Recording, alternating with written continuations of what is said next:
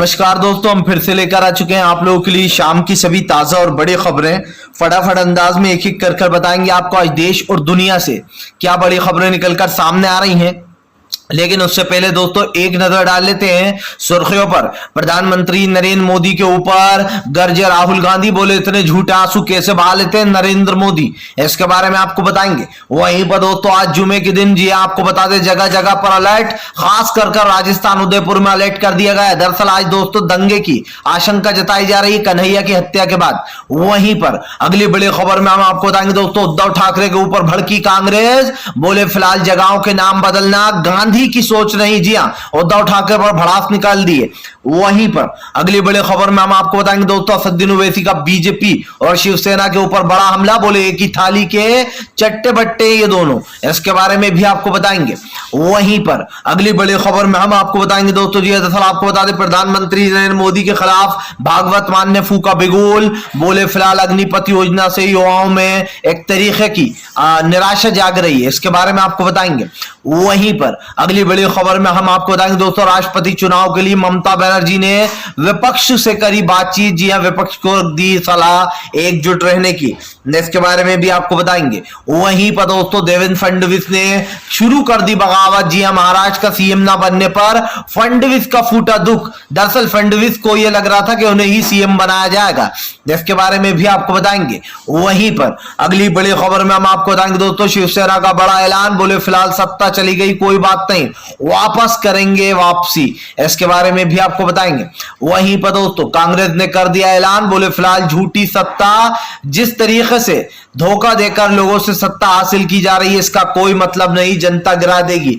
जी इसके बारे में भी आपको बताएंगे क्या बोला है शरद पवार ने। वहीं पर अगली बड़ी खबर में हम आपको बताएंगे दोस्तों दरअसल आपको बता दें मोहम्मद जुबैर को मिलेगा दोस्तों नोबेल पुरस्कार, अंधभक्तों को और भाजपाइयों को लगा बड़ा झटका। वहीं पर दोस्तों आपको बता दें बजरंग दल और वीएचपी के नेताओं ने जब जी आपको बता दें जब मूल्य काटे जाएंगे जय श्री राम के नारे लगाएंगे, इस तरीके की बातें फिर से करने लगे। लेकिन अब तक दिल्ली पुलिस अलर्ट नहीं। बताएंगे दोस्तों क्या कुछ करा है, तो सारी खबरें फटाफट अंदाज में लगाएंगे, एक एक करके बताएंगे। फिलहाल खैर चलिए बढ़ते हैं सबसे पहली और सबसे बड़ी खबर की ओर। दरअसल दोस्तों आपको बता दें राहुल गांधी का मोदी सरकार के ऊपर बड़ा हमला, बोले इतने झूठे आंसू कैसे बहा लेते हैं मोदी जी। दरअसल दोस्तों आपको बता दें राहुल गांधी ने केंद्र सरकार पर हमला बोल दिया। राहुल गांधी ने प्रधानमंत्री नरेंद्र मोदी पर हमला बोलते हुए कहा कि इतने झूठे आंसू कैसे बहा लेते हैं प्रधानमंत्री नरेंद्र मोदी, ये पता नहीं। आपको बताता चलूं दोस्तों प्रधानमंत्री नरेंद्र मोदी के ऊपर कई बार कई सवाल उठे हैं और इसलिए भी उठे क्योंकि हमारे देश के प्रधानमंत्री को लगता है वो जो भी करते हैं सही करते हैं। आपको बताएं दोस्तों लोगों को सबसे पहले ये झांसा दिया गया कि आपको फ्री गैस मिलेगी, फ्री सिलेंडर मिलेगा, लेकिन दोस्तों आप समझिए धीरे धीरे कर जो सिलेंडर के दाम थे वो 1000 के भी पार चले गए। आप समझिए जो लोग 400 रुपए की गैस की टंकी पर गला फाड़ कर चीखा करते थे, जो स्मृति ईरानी दोस्तों सड़कों पर लेट जाया करती थी, गला फाड़ फाड़ कर चिल्लाया करती थी, यहां तक कि मनमोहन सिंह साहब को चूड़ियां भेज दिया करती थी, अब वो चूड़ियां उनको खुद पहनने की जरूरत है। और खास कर दोस्तों आप समझिए जिस तरीके से वो गायब हुई है महंगाई के मुद्दे पर, यह अपने आप में एक बड़ी बात है। कहते हैं ना दोस्तों कि जब दूसरा गलती करता है तो इंसान उसको 100 बार गिनवाता है, 100 बार याद दिलाता है, लेकिन जब खुद आप गलती करते हो तो आप अपने आप को समझाने के बजाय आप अपनी पीठ थपथपाते हो और कहते हैं ये मैंने सही किया है। और बीजेपी दोस्तों उसी दिशा पर चल रही है। यकीन मानिए भारतीय जनता पार्टी ने इन 8 सालों में इतनी महंगाई बढ़ाई है जो पिछले 50 साल में भी नहीं थी। लेकिन अंधभक्त अभी भी कुछ अंधभक्त ऐसे हैं दोस्तों जो अभी भी ये कहते हैं कि मोदी जी ने किया होगा तो अच्छा ही होगा। मेरा दोस्तों एक दोस्त है, नाम नहीं बताऊंगा, लेकिन मैंने उससे बात की तो उसने कहा मोदी जी ने किया होगा, पेट्रोल के दाम तो अच्छे ही होंगे। अब आप समझिए अगर इस तरीके की चीजें लोगों के दिमाग में चलती हैं तो इसका मतलब क्या होता है कि अभी भी कुछ अंधभक्त हैं जो देश को बर्बाद होने की राह देख रहे हैं। जब देश पूरी तरीके से लुट पिट जाएगा तब इन्हें पता चलेगा कि हाँ भैया मोदी गलत था। चलिए बढ़ते हैं एक और अगली बिग ब्रेकिंग की तरफ। बता दोस्तों अगली जो बड़ी खबर निकल कर आ रही है उद्धव ठाकरे के फैसले से दोस्तों भड़की कांग्रेस, बोले ये कांग्रेस की राह नहीं। दरअसल दोस्तों आपको बता दें उद्धव ठाकरे ने जाते जाते एक ऐसा काम कर दिया जिसके बाद मुस्लिम समुदाय और खास कर दोस्तों विपक्ष के नेता गुस्सा हो गए। दरअसल दोस्तों आपको बता दें, उद्धव ठाकरे की सरकार तो गई गई, लेकिन उद्धव ठाकरे ने सोचा कि बहुत जल्दी चुनाव आने वाले महाराष्ट्र के, तो ऐसे में दोस्तों जब महाराष्ट्र के चुनाव आएंगे तो उद्धव ठाकरे को कुछ ना कुछ तो चाहिए था। उन्होंने जाते जाते दो जगहों के नाम बदल दिए। पहला था दोस्तों औरंगाबाद और दूसरा था उस्मानाबाद। इन दो जगहों के नाम बदल दिए गए हैं। आपको बता दें उद्धव ठाकरे ने जाते जाते ये बिल पास कर दिया जिसमें नाम बदलने की कई दिनों से अर्जी चल रही थी। आपको याद हो कांग्रेस की इस पे लड़ाई भी हुई थी उद्धव ठाकरे से। इस बात पर कांग्रेस ने कहा था कि हम नाम बदलने नहीं देंगे क्योंकि ये राजनीति हमारी नहीं है, वरना साथ छोड़ देंगे। और दोस्तों उस वक्त ये मामला अटक गया था और इन नामों को बदलने की जो कवायद थी वो भी बीच में रुक गई थी। लेकिन दोस्तों उद्धव ठाकरे ने सोचा कि अब तो ना मेरा कुछ अभी फिलहाल कांग्रेस से कुछ लेना देना है ना एनसीपी से, और ऐसे में दोस्तों उद्धव ठाकरे ने औरंगाबाद और उस्मानाबाद का नाम बदलने का कॉन्ट्रैक्ट पास कर दिया, जिसके बाद कांग्रेस ने भड़ास निकाली है। कांग्रेस का कहना है कि ये गांधी की राह नहीं है, हम नाम बदलने पर विश्वास नहीं करते, हम बल्कि शहर बसाने पर विश्वास करते हैं। कांग्रेस ने कहा कि बहुत दुख हुआ उद्धव ठाकरे ने जाते जाते ये जो डिसीजन लिया है ये बहुत ही गलत है। वहीं दूसरी तरफ आपको बता दें दोस्तों, जिस तरीके की ये राह चुनी थी उद्धव ठाकरे ने, इसके ऊपर हर किसी का गुस्सा फूटना भी चाहिए। देखिए एक राजनीति होती है दोस्तों, राजनीति की एक समझ होती है। सबसे पहली बात यह है कि अगर आप कुछ फैसला लेते हो तो उस फैसले को आपको नजरअंदाज नहीं करना चाहिए, आपको उस फैसले को ध्यान में रखना चाहिए और यह भी सोचना चाहिए कि जनता की नजरें उस चीज पर टिकी हुई हैं। अगर आप ये डिसीजन लेते हो इसका मतलब साफ है कि आप जो है जनता के साथ धोखा कर रहा हो। जाते जाते आपने सोचा क्यों ना अगले वोटों के लिए वोट बैंक तैयार कर जाऊं, तो जगह के ही नाम बदल दिए। फिर ऐसा तो बीजेपी और दोस्तों उद्धव ठाकरे में कोई फर्क नहीं रहेगा, क्योंकि बीजेपी भी यही गंदी राजनीति करती है, जगहों के नाम बदलती है, हिंदू मुसलमान करती है। उद्धव ठाकरे इतने दिन से जो अच्छा व्यवहार कर रहे थे वो इसीलिए क्योंकि एनसीपी और कांग्रेस उनके साथ थी, वरना इनकी राजनीति भी बीजेपी से कुछ कम नहीं है। चलिए बढ़ते हैं एक और अगली बिग ब्रेकिंग की तरफ। बता दोस्तों आज पूरे राजस्थान में दोस्तों जी हाँ जगह जगह आज जुमे के दिन अलर्ट। दरअसल दोस्तों आपको बता दें आज है शुक्रवार और शुक्रवार के दिन होती है दोस्तों मुस्लिम भाइयों का दिन।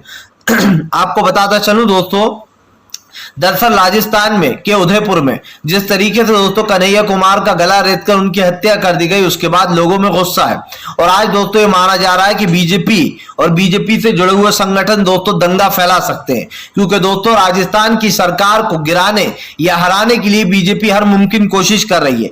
बीजेपी चाहती है कि अशोक गहलोत का नाम इतना खराब कर दिया जाए कि आने वाले समय में उनको जनता वोट ही ना दे। अब यहां पर दो सवाल खड़े होते हैं दोस्तों। पहला तो ये कि राजस्थान में हाई अलर्ट जारी कर दिया गया, आज जुमे की नमाजें और जगह जगह है, आज पत्थरबाजी हो सकती है। आपको बता दें दोस्तों ऐसे पहले कल जो है यहाँ पर उदयपुर में जमकर हल्ला हुआ, रैलियां निकाली गई, बजरंग दल और जो यहाँ पर वीएचपी के नेताओं ने निकाली रैलियां और इस पर कई सवाल भी उठे।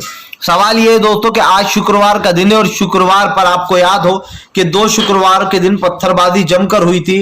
उसके बाद जो मुस्लिम समुदाय के लोग थे, मुस्लिम भाइयों को जानबूझकर बिना किसी रीजन के जो यहाँ पर दोस्तों उनको ठूस दिया गया और उनको ठूसने के बाद जो साफ दिखाई देता है दोस्तों कि फिलहाल वहां पर जो हुआ था ये सब कुछ बीजेपी की करामात थी।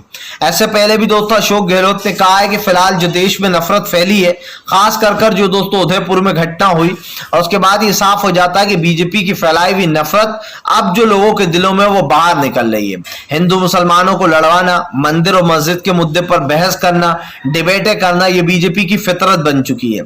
कभी कभी तो बीजेपी दोस्तों अपने ही लोगों की बलि दे देती है, आप समझिए सत्ता के लिए। अब इनके अंदर कोई इंसानियत ही नहीं है तो फिर बात किया क्या की जाए।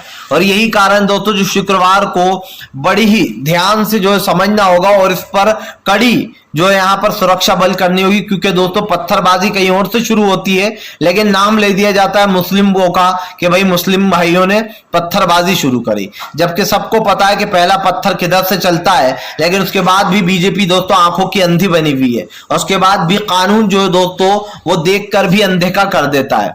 सिर्फ मुस्लिम समुदाय को टारगेट किया जाता है, उनके ऊपर ये आरोप लगाए जाते हैं। आप देखिए उत्तर प्रदेश में जो पत्थरबाजी हुई उसमें कई लोग घायल हुए, लेकिन दोस्तों कई लोग ऐसे हैं बेचारे जिनका उसमें हाथ ही नहीं होगा और वो लोग अभी जेल के अंदर हैं।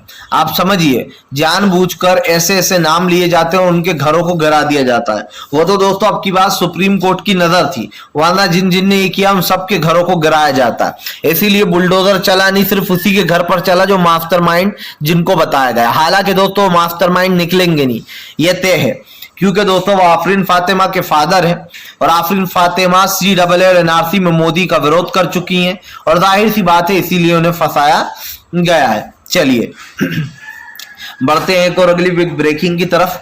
बता दोस्तों अगली जो बड़ी खबर निकल कर आ रही है, असदुद्दीन ओवैसी का बीजेपी और शिवसेना के ऊपर बड़ा हमला। बोले इनके भैंस अलग अलग भले ही हों लेकिन एक ही थाली के चट्टे बट्टे हैं शिवसेना और बीजेपी वाले। आपको बताता चलूं दोस्तों, जिस तरीके शिवसेना ने 2 जगहों के नाम बदल दिए, औरंगाबाद और उस्मानाबाद के, उसके बाद जो है असदुद्दीन ओवैसी ने भड़ास निकाली है। ओवैसी का कहना है कि बीजेपी और शिवसेना दोनों एक ही थाली के चट्टे बट्टे हैं, इनका रंग रूप भले ही अलग हो लेकिन फिलहाल दोस्तों इनकी सोच एक ही है। और दोस्तों सोच को अगर कम शब्दों में कहा जाए तो ये बहुत ही घटिया सोच है। आप समझिए, अगर दोस्तों बसाना ही है तो नए जो है यहाँ पर जगहें बसाइए, नए देश बसाइए, नई नई जो है यहाँ पर दोस्तों आप समझिए उन जगहों के नाम बदलने से क्या होगा जिन जगहों को पहले से ही लोग उसी नाम से जानते हैं। आप देखिए कि आज तक दोस्तों प्रयागराज नाम रखा गया लेकिन आज तक दोस्तों उसको इलाहाबाद के नाम से ही जाना जाता है। यहां तक कि योगी सरकार के मुंह पे करारा तमाचा तब लगा जब उस कोर्ट का नाम भी आज तक इलाहाबाद हाई कोर्ट है। और दोस्तों इलाहाबाद हाई कोर्ट का मतलब आप समझिए, इलाहाबाद को आज भी इलाहाबाद ही कहा जाता है, प्रयागराज कोई नहीं बोलता। किसी के मुंह पर आज तक प्रयागराज चढ़ा ही नहीं। जो लोग शुरू से बोलते आ रहे हैं वो आज भी यही कहते हैं यार हमें इलाहाबाद जाना है, इलाहाबाद छोड़ दीजिए। और दोस्तों आज भी उस जगह का नाम इलाहाबाद के नाम से ही जाना जाता है। कई ऐसी जगहें हैं जिनकी जगहों के नाम बीजेपी ने बदले लेकिन उसका कोई असर हुआ नहीं। ये सिर्फ दोस्तों राजनीति है, सिर्फ राजनीति के लिए जगहों के नाम बदल दो, आने वाले समय में जनता हमें वोट देगी। उद्धव ठाकरे ने ये सोचकर जाते जाते जो यहाँ पर ये कर दिया, लेकिन उद्धव ठाकरे की इससे छवि खराब ही हुई है। आप समझिए, जिन लोगों ने वोट दिए थे उन लोगों के वोट, मुस्लिम भाइयों के कई वोट होंगे जिन्होंने दोस्तों कांग्रेस और एनसीपी को दिए थे और वो गठबंधन में थे। लेकिन दोस्तों मलाई खाने के बाद ये सब कुछ भूल गए उद्धव ठाकरे। जी हाँ, कि उनको मुस्लिम भी सपोर्ट कर रहे थे और जमकर कर रहे थे। जब उद्धव की अभी सरकार गिर रही थी तो हम भी थे जिन्होंने दोस्तों जमकर सपोर्ट किया उद्धव को। यहां तक कि आम जनता पूरी तरीके सपोर्ट कर रही थी कि यह गलत है, लोकतंत्र की हत्या हो रही है। लेकिन दोस्तों किसको पता था कि उद्धव ठाकरे की राजनीति जो है वो दरअसल बीजेपी से प्रेरित होकर ही निकलेगी और वापस हिंदुत्व पर उतर जाएंगे उद्धव ठाकरे। इसलिए उतर गए दोस्तों क्योंकि फिलहाल अब सबको ये लगता है कि हम भी एक झंडा उठा लें हाथ में और कह दें कि हम बड़े हिंदू हैं। दूसरा पार्टी का कहेगा कि नहीं मुझसे बड़ा हिंदू कोई हो नहीं सकता है। तीसरा कहेगा नहीं ये लोग तो फर्जी हैं, मैं सबसे बड़ा हिंदुत्ववादी हूं। और इसीलिए दोस्तों आज की राजनीति हिंदुत्व पर आ गई है। पहले मुद्दे क्या थे दोस्तों? बेरोजगारी, महंगाई। लेकिन दोस्तों आज मुद्दे जो है हिंदू मुसलमान बन चुके हैं। और यकीन मानिए जो इस चीज को सपोर्ट करते हैं, जो हिंदू मुसलमान पर वोट देते हैं, उनसे बड़ा बेवकूफ और कोई नहीं हो सकता है। क्योंकि दोस्तों सरकार तो मजे में है, उनके बच्चे बड़े बड़े पदों पर हैं, वो तो आराम से एसी कमरों में बैठे हुए हैं, मजे का खा रहे हैं, पी रहे हैं, करोड़ों रुपए अंडर में ले रहे हैं अपने। लेकिन आपके पास क्या है? एक टूटी फूटी साइकिल, गरीबी की जिंदगी, बेरोजगारी सर पर, शाम को 100 रुपए कमाते हो लेकिन हिंदुत्व का झंडा उठाते हो। और यकीन मानिए अगर आप भी यही सोच रखते हो तो आने वाले समय में ना आपका कुछ फ्यूचर होगा ना आपके बच्चों का कुछ फ्यूचर होगा, वो भी वही बनेंगे पत्थरबाज। अगर आप उस राह पर हो, अगर आप बीजेपी की इस काली करतूतों को सपोर्ट करते हो तो यकीन रखिए कि आपका बच्चा भी उसी राह पर जाएगा और आपके हाथ में भी एक पत्थर होगा और उसके हाथ में भी एक पत्थर होगा छोटी सी उम्र में। तो दोस्तों अगर आप इस राजनीति से बचना चाहते हैं तो बीजेपी को बायकॉट कीजिए, क्योंकि इन 8 से 9 सालों में, अब तो 9 साल ही होने वाले हैं, इन 9 सालों में बीजेपी ने देश को उस जगह लाकर खड़ा कर दिया है जहां से देखोगे आप तो सिर्फ मायूसी ही नजर आएगी आपको। चलिए बढ़ते हैं एक और अगली बिग ब्रेकिंग की तरफ। बता दो तो मोहम्मद जुबैर वाला मुद्दा लगातार गर्माता चला जा रहा है। दरअसल दोस्तों आपको बता दें मोहम्मद जुबैर वाले मुद्दे के ऊपर भारतीय जनता पार्टी पूरी तरीके से घिर गई है।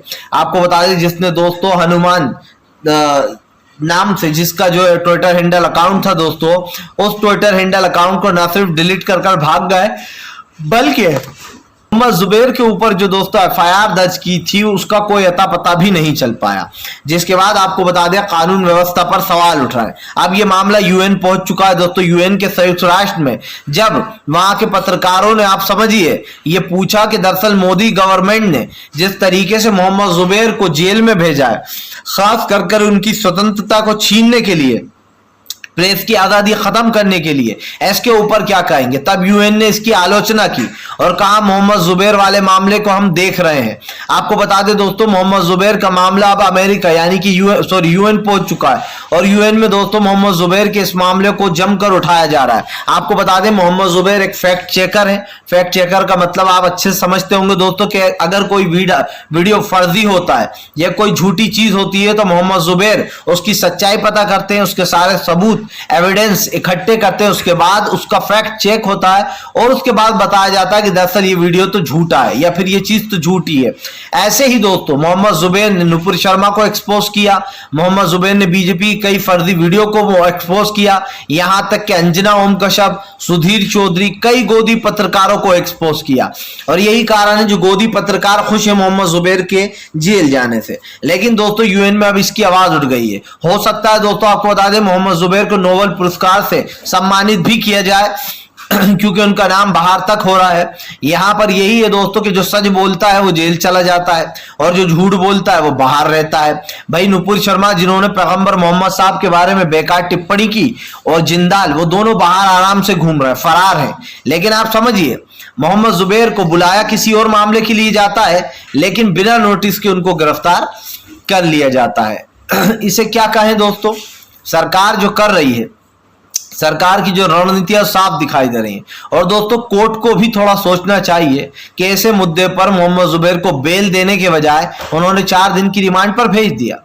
आप समझिए बीजेपी के पत्रकारों के लिए रातों रात कोर्ट खुल जाता है, उनको बेल मिल जाती है। आखिरकार ये कैसा कानून व्यवस्था है, जब अगर सुप्रीम कोर्ट और हाई कोर्ट ही ये करने लगेंगे तो फिर तो लोगों का विश्वास उठ ही जाएगा भैया कोर्ट पर से।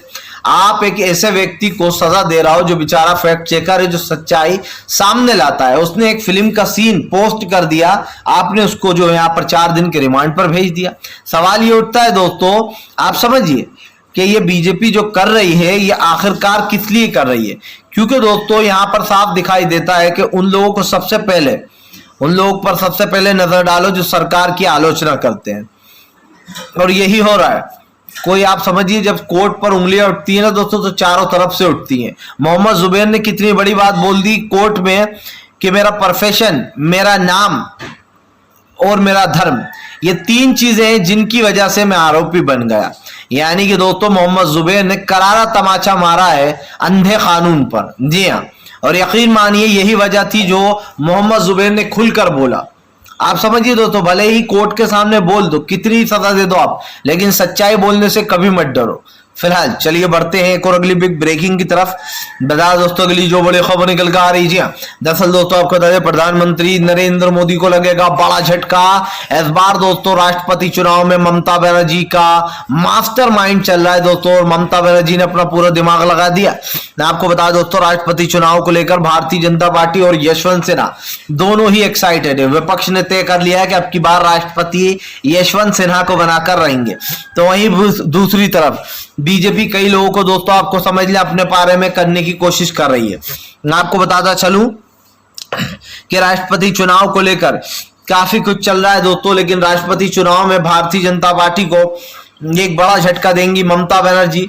इसलिए भी देंगी दोस्तों क्योंकि इस वक्त जो बीजेपी की राजनीति चल रही है वो समझ में नहीं आ रही है, और कहीं ना कहीं दोस्तों देश के लोकतंत्र के लिए बहुत जरूरी हो जाता है कि फिलहाल इस वक्त विपक्ष का जो राष्ट्रपति बनेगा तभी दोस्तों मामला सही रहेगा। क्योंकि भाई बीजेपी तो काले बिल पास कराती है राष्ट्रपति साहब।